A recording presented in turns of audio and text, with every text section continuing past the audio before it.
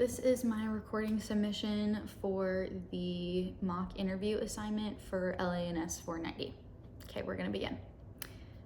So, number one is to rate my overall communication skills on a scale of 1 to 10, with 10 being the highest, and to provide an example from a past work or internship experience that supports my rating.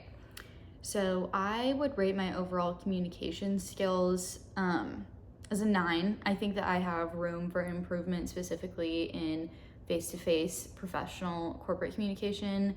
I have just started my internship with Standard Beverage, and I noticed that in meetings I sometimes struggle to find the correct corporate verbiage to explain what it is that I'm trying to communicate and to get my point across in the way and in the jargon that they use.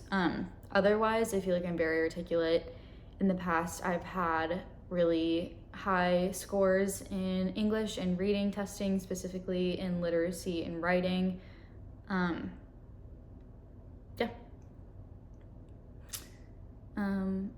Okay, number 2, to give an example of when a time that I adapted my communication style to suit the person I was communicating with worked out. Okay, my internship is a perfect example of that. I have an informal style of communication with my friends and my peers and my family, and in order to adapt that communication style to fit my work relationships, I have to replace the informal tones with the formal usages and to be more concise.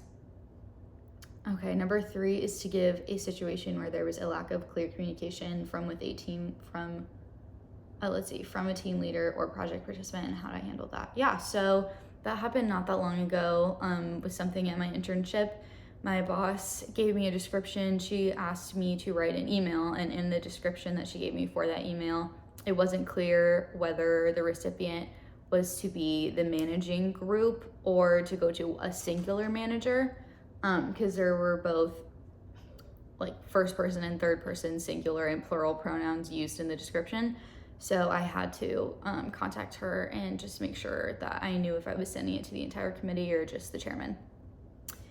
Let's see, number 4, tell me when you had to communicate effectively under pressure or in a high stress situation. Well, the most under pressure and high stress situation I have to communicate in, or I had to previously, was when I worked in the hospital. I shadowed through a program in my high school my senior year for a semester, and in that situation you have to communicate very effectively and in as few words as possible to get the information to the nurses, to the doctors, so that the patient gets the best outcome.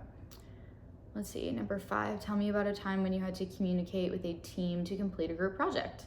So this happens all the time. We'll just use my most recent final for a journalism class. We were all working on a group project, and my role was to write up the data. So we had one person who was gathering data, one person who's analyzing the data, and my role was to transcribe the data into something that makes sense to a normal human and not a robot.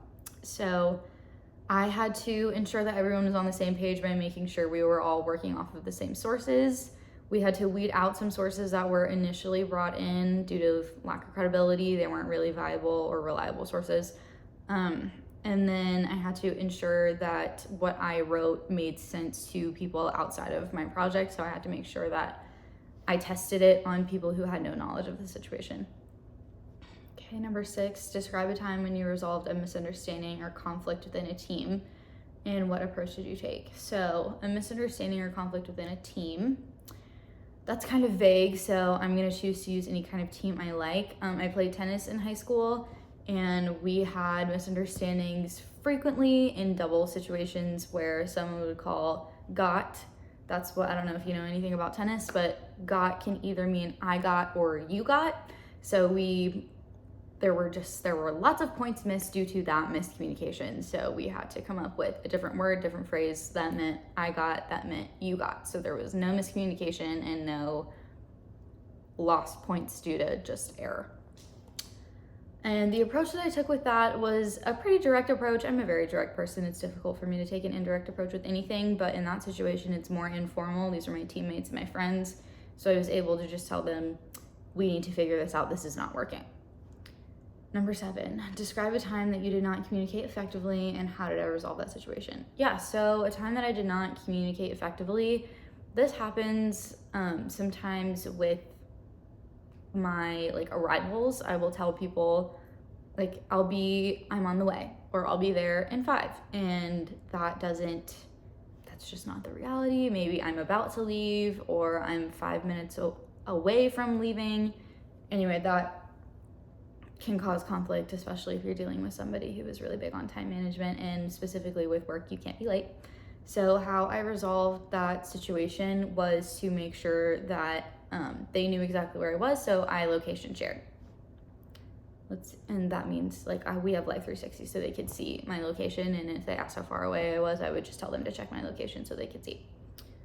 Okay, last question. Give an example of a time you created a document that had a major impact. What made it effective? So recently I created an email briefing for our impact committee at work to detail the upcoming campaign that we were rolling out. This was really impactful because there are a lot of new initiatives that we're taking with this campaign and things that we have not done before that managers are going to have to be very directly involved in. So I had to make sure that they understood exactly what their role was going to be, the actual steps they needed to take, and what questions they had needed to be directed to me and not to another impact committee member.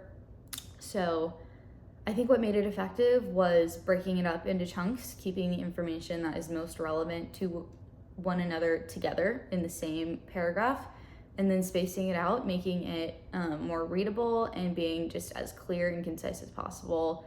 No fluff, no extra words, no varies, or just directly to the point. Yeah, that's it. Thank you.